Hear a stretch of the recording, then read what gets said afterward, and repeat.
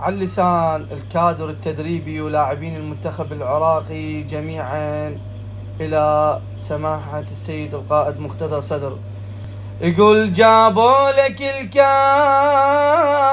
وهم مشتاقين ابو هاشم، ونظرتك لهم يا سيد هي التكحل العين. سيد مقتدى انت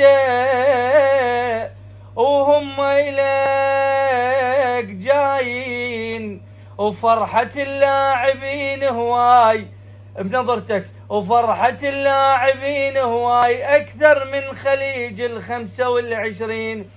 سيد غير انتهى المصلح وشامل أمور الدين، نقدم لك الكاس وإحنا مفتخرين، وبالحنان الكاس أمر يا سيد، وبالحنان الكاس.